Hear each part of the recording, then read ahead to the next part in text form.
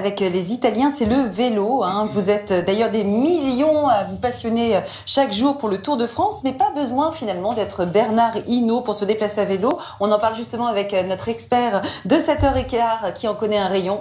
Désolée, j'étais obligée de la faire. Bonjour Virgile Caillé. Bonjour. Bonjour à vous. Vous êtes le directeur général de l'Union Sport et Cycle. Et alors, la première question, c'est que visuellement, dans les grandes villes, en tout cas à Paris, c'est criant.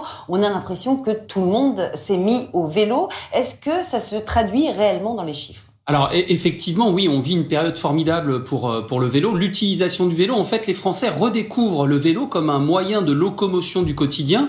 Ça l'était avant la Deuxième Guerre mondiale. Ça avait complètement disparu puisque notre société avait été construite autour de la voiture et des moteurs thermiques. Et là, pour un certain nombre de raisons, eh bien, le phénomène s'accélère, un véritable phénomène de société. Plus de 2,8 millions de vélos neufs vendus en 2021. Wow. Ça représente 40% des moyens de locomotion. C'est-à-dire que c'est beaucoup plus que la voiture, les trottinettes, etc. Est-ce qu'il y a un profil type de ce nouveau cycliste, Virgile Caillé ? Alors, il n'y a pas de profil type en vérité. Pendant des années, le vélo s'est développé sur deux piliers. Le sport avec le vélo de route. Ouais. On voit sur vos antennes le Tour de France, etc.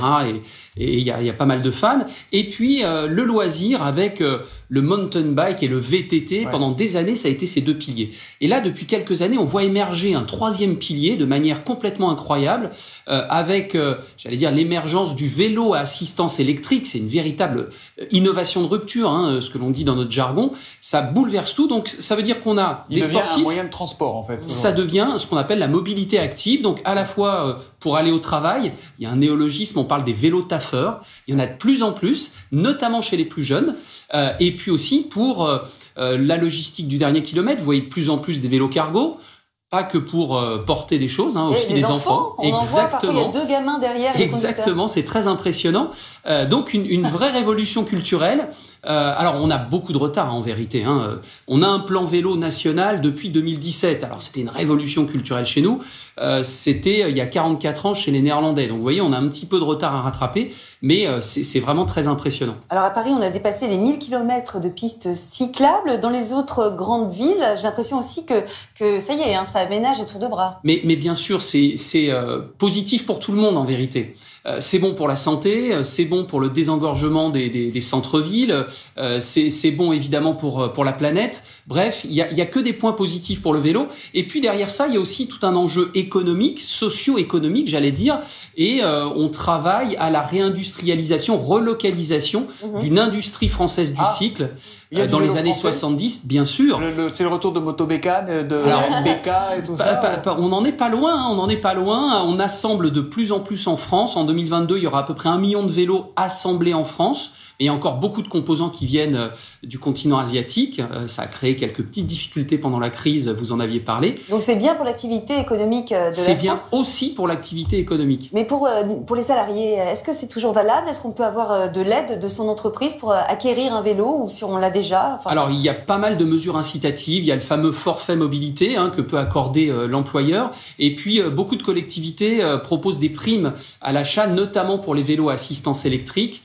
Et ce qui est intéressant aussi, puisque vous parliez du profil des utilisateurs, ce qui est intéressant, c'est que la plupart des utilisateurs, aujourd'hui, leur première source de motivation, eh bien finalement, c'est très pragmatique. C'est parce que ça coûte moins cher, c'est plus facile, on peut se garer partout. Ça coûte combien un vélo correct ?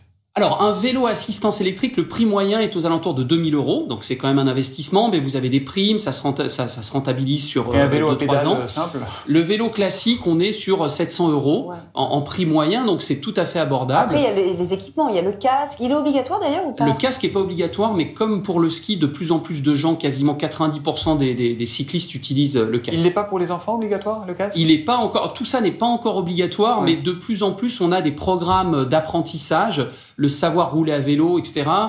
On a besoin de retrouver un peu de civisme à vélo parce que vous l'avez vu, il y a de plus en plus de gens sur les pistes cyclables. Mal, Et voilà, il y a quelques petits conflits d'usage. Ça, c'est un vrai enjeu parce que. Vous voulez dire qu'on aura bientôt un permis vélo ?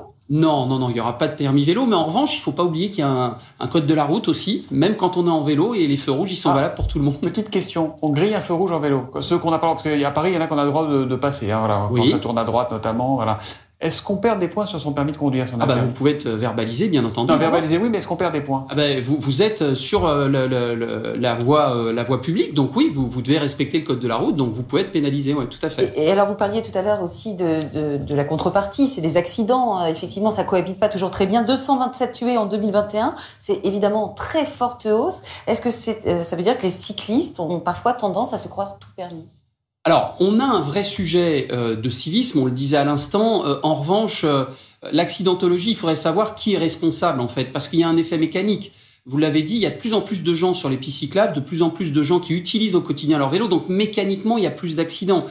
Aujourd'hui, on a un petit déficit de maîtrise de ces informations sur le nombre d'accidents, qui est responsable. Et il va falloir qu'on travaille justement avec la prévention routière là-dessus. Ouais, sinon, quand est-ce qu'un Français va gagner le Tour de France?